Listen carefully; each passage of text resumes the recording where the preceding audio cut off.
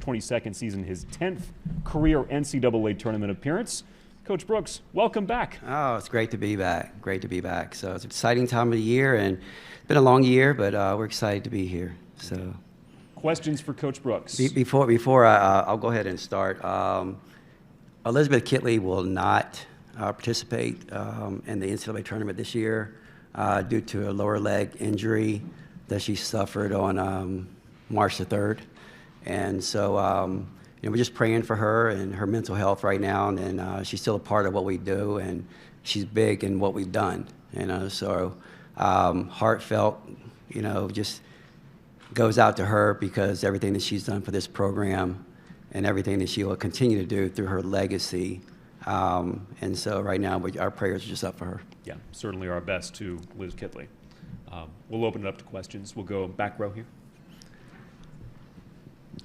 Andy Bitter, Tech Sideline. Kenny, you've had a couple weeks now without Liz, and that would have to imagine you've known for a couple weeks you wouldn't have her. How does that affect your preparation for this? How's that allowed you to maybe ramp up for this moment?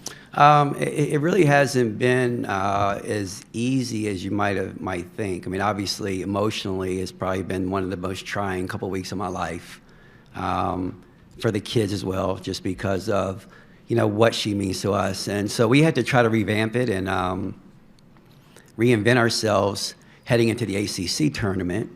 And it seemed like we had a week to prepare, but really had like one day because we had a day off in there, and then the day before the game, you don't get much time on the floor. So we really only had 1 day of prep. So we get back from the ACC tournament, and you give them a couple of days off just so they can rest their bodies, and you start to try to prepare again for essentially a ghost.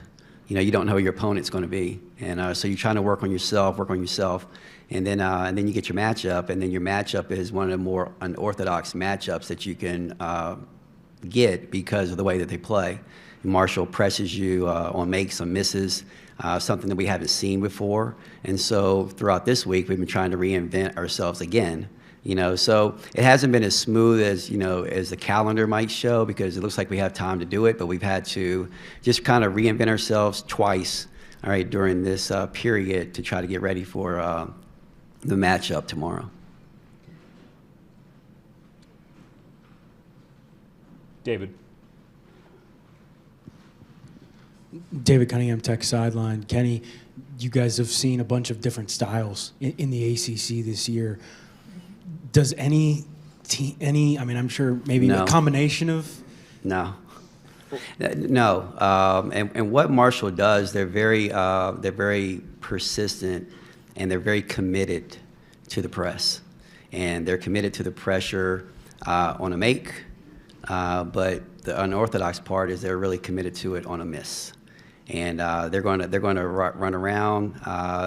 They're small in stature and height. But they're very persistent, and they really come after you. They're very physical. They're very physical, and they allow themselves to be physical because they play 10, 12, 13 people. So if they get in foul trouble with one certain area, it doesn't matter. I mean, they hockey sub. They 5 in, 5 out. We were watching a game, and 1 minute and 30 seconds into the game, they had 5 new kids coming in. And so that's something that we've had to prep for too, and we're going to need the kids to really be able to communicate on the floor, not only through the pressure, through the press and whatnot, but also like matchups, because we're not going to be able to use our whiteboard and say, hey, you have number such and such, you have number such and such. They're going to have to really do it themselves. And so that's something that we've had to prep for all week. In terms of taking care of the basketball, how much of a all hands on deck is it going to be for you guys? Oh, absolutely. I think the misconception is that we're going to have Georgia to do it by herself, and that's not the case at all. It's going to be all hands on deck. It's not fair to put that much pressure on her to try to do it. Now, I think that she will have some success in doing it. She's obviously she was third team AP All-American, so it proves that she's one of the best point guards in the country, and she's going to have her success doing it, but we can't rely on her because we need her to do other things as well.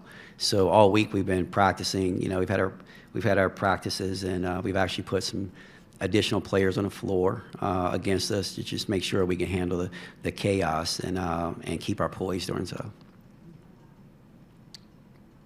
We'll go Andy and then Mark. Kenny, I'm curious, how has Liz been throughout this whole process? I have to imagine it's a pretty devastating way for her career to end here. Hard. She's been emotional. I've been emotional. I think we probably text each other probably 30 times a day. You know, she'll be good and then she'll be sad. And, you know, a kid has put everything into this, and she's the reason we're here. You know, she's the reason we're here. You know, if it weren't for her and the way that she plays, we'd probably be somewhere else at a different venue instead of being able to host, instead of being able to say they were the ACC regular season champions. So the kid slept, drank basketball, but everything Hokie basketball. And so for her to suffer this injury when it happens, it's never a good time to happen. But, you know, heading into it, she was playing out of her mind. We were playing out of our minds. We were playing extremely well. Had everything going, and for it to be taken away from you, you know, just in a split second, it's devastating. You know, it's probably been the hardest 2 weeks that I've ever had coaching. You know, just trying to keep her mental state, and that's the most important thing, is to keep her mental state together, but also the team, because everyone is really, you know, close knit, and to see her go down, you know, their heart is out for her. So it's been hard. It's been hard, but she's, you know, she's a tough kid. There's no question in my mind that she's going to, you know, attack this rehab, you know, like crazy. But, you know, it's just devastating for it to happen to her at this moment. Kenny, just to follow up on that, I guess, what's kind of been the timetable? When did you guys know she was not going to play again and so forth? Yeah, and honestly, Mark, I respect your question, but I really don't think that it's that important, just because the whole thing was there's no issue other than we were just really trying to protect her mental. And, you know, my main focus the last 2 weeks is to make sure she's okay. And it's been really tough for her. So, you know, to go out and make a statement or say whatever early when she wasn't ready to deal with it, that's all that mattered to me. And so the timetable really doesn't matter. We really had to, you know, when we did, you know, come to the conclusion that, you know, we locked in and we focused. But I promise you, and I'm not trying to be deceitful or anything like that, but the main focus was her.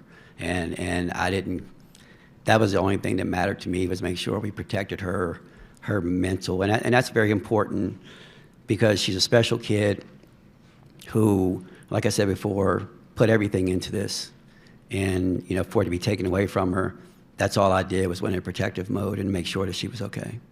So what did the injury turn out to be? She tore her ACL, and so now she'll get back to the point where she'll rehab.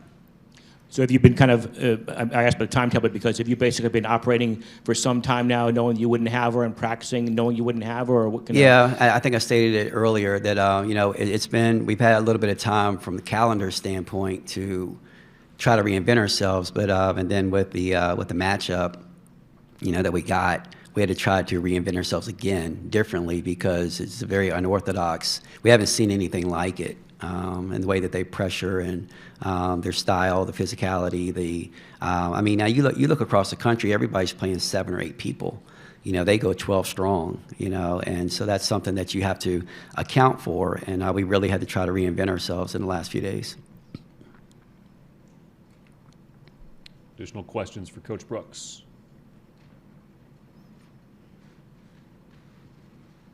Hearing no additional requests.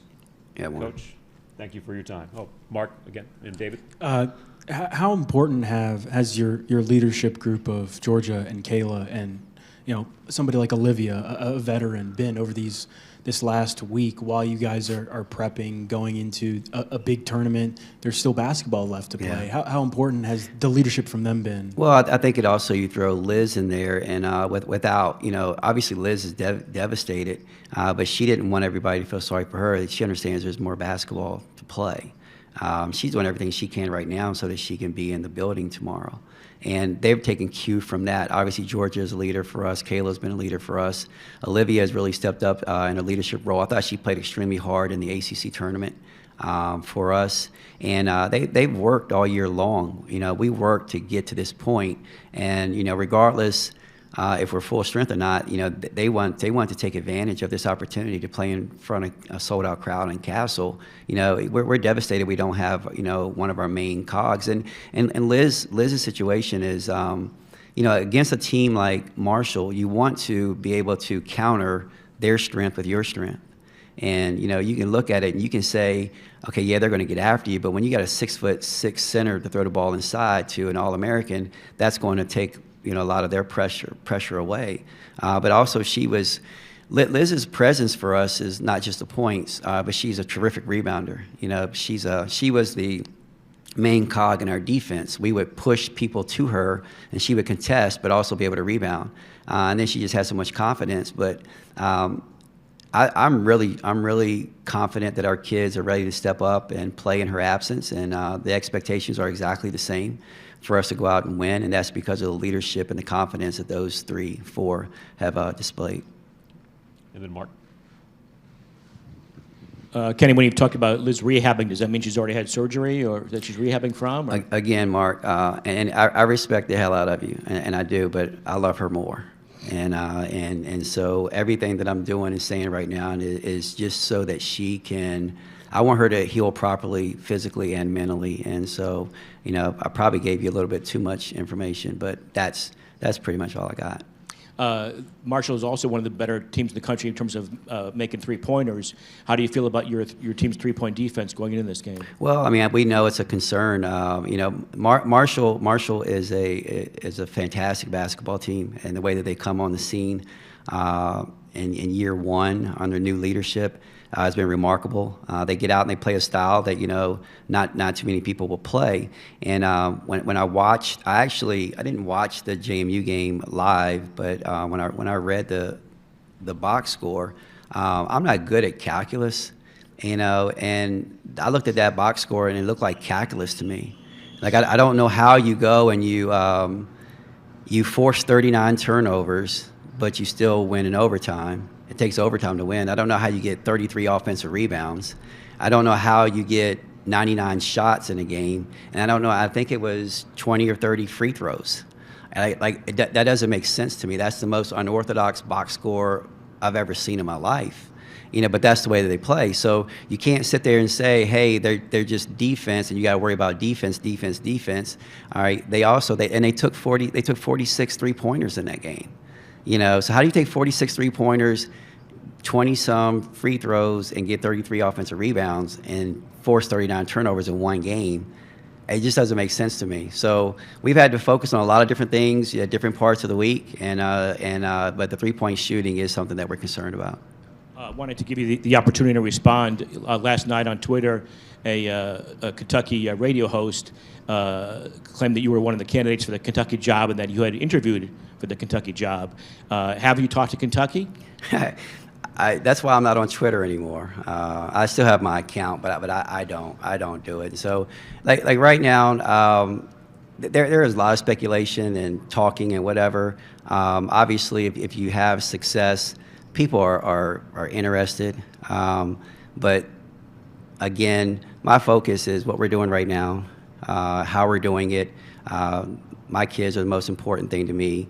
I have not heard that, or the radio host or whoever you're talking about. But right now I'm about to go to practice, and we're going to go out here, and Marshall is the only thing on my mind other than the Hokies. I just told you what I said, Mark. I have not heard that, and I love your investigative reporting and the way that but I've known you forever, and so we'll leave it at that. All right, Coach Brooks, thank you for your time. Thank you, Virginia guys. Tech will go for